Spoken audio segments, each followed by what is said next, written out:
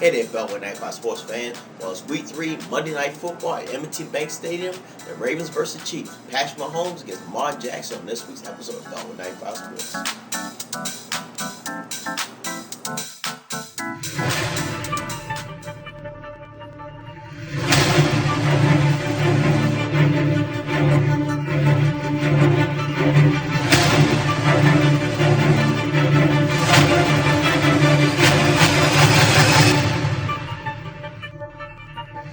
Well, welcome back, fans. This week of Beltway 95 Sports. So it's week 3. Like I said, the Ravens versus the Chiefs. Patrick Mahomes against Lamar Jackson, 2 league MVPs. Of course, Patrick Mahomes is the reigning Super Bowl MVP and reigning Super Bowl champions. I just got some information about Tyrod Taylor. Of course, he was the starting quarterback for the San Diego Chargers. LA Chargers now, I'm sorry. Of course, he had a stint here with the Ravens, so we all know who Tyrod is. That report that his team doctor, when he gave him that painkiller right before Sunday kickoff, he actually punctured his lung. So now he's been advised by doctors that he may not even play football again, which is sad because, I think this was Tyrod's chance to shine.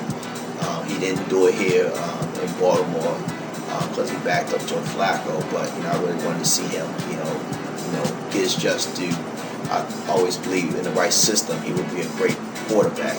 But hopefully that report's not true, and hopefully that he can come back. But you look at the Chiefs game last week against the Chargers, and Justin Herbert was a last minute fill-in for Tyrod.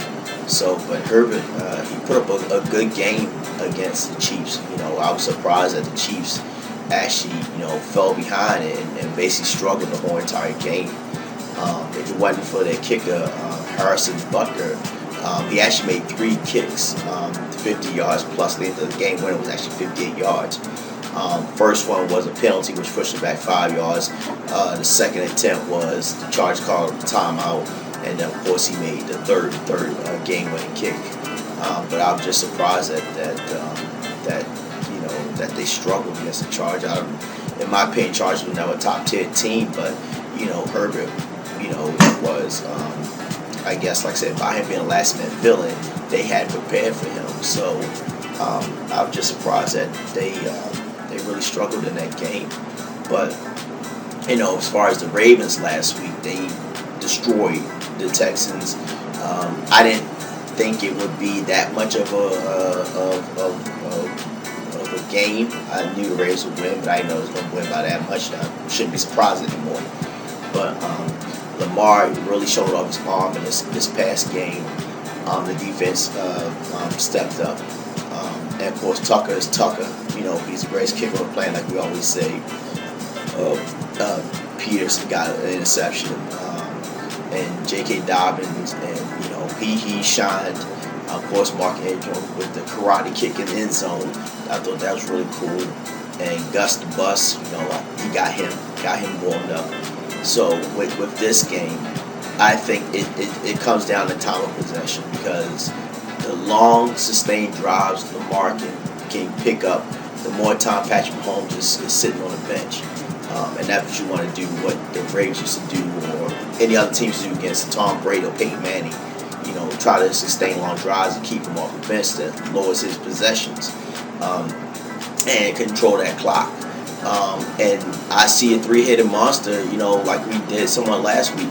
It's got to be Gus Edwards, Mark Ingram, and J.K. Dobbins. Give them a heavy dose of them, and they can run the clock. Lamar has to run a little bit just to sustain a drive. So be it. But I think that's our formula to actually win, because you look at San Diego, they kind of did that in a way, but Patrick Mahomes never really got warmed up in that game until the end. But if we can kind of sustain long drives, we don't give him that much of a chance. And then defense will have to have some turnovers too and pressure Mahomes and cause him to do some costly throws.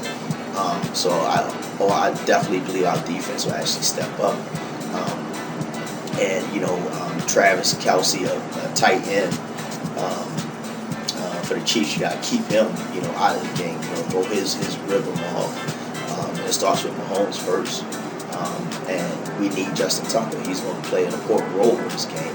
And I think it's going to come down with 2-2 kickers, Bucker, and Justin Tucker is going to come down to those two. They're going to play a pivotal role in this game here. And like I said, going back to last year's Chiefs and Ravens game, it was 28-33. Chiefs ended up winning that game, but the Ravens did make it a good game towards the end, especially towards the late third quarter into the fourth quarter where they started to come back. They just ran out of time.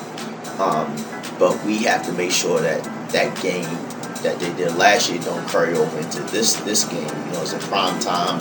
There's going to be a lot of hype. Of course, there's not going to be any fans in the stand. That's the unfortunate part. I think the cap is a 3. The Ravens are favored by 3 points. If the fans in the stand, be up to 5 points. But that's the times that we live in right now. But this game is very important for all. I'm sorry, all games are important. These next 14 games are important. But I think this one will put the league on notice who the Ravens really are, and it's going to let the fan base know who they really are. Cleveland is a better team on paper than actually in the field, whatever. But the Ravens destroyed them, and Texans is supposed to be a playoff caliber team, and they came in their house and destroyed them as well. So we're gonna see what the Ravens can do at home against Kansas City in prime time. All odds in the football world is gonna be on this one game, and I think it'll be a game of the week. I think our boys are ready for the challenge. And my prediction is going to be the Ravens 37, Chiefs 34. And like I said, go Ravens, and hopefully we can pull out this victory. But the key is going to be time of possession, and it's going to be Mark Ingram, this week, Gus Edwards, and J.K. Dobbins, and those three, along with Tucker, a little bit of Lamar. He might have to throw as much, probably be ground and pound. But I think those will probably be our key to victory in this week's win. So Monday Night Football, M&T Bank Stadium. You guys be safe out there, and please, be safe. Love each other. Stop the violence in Baltimore City. We gotta love each other, and catch you on next week's episode or the post game of this other Rays versus Chiefs. You guys safe out there. Wear your mask. It's Baltimore Sports. Catch you on the next episode.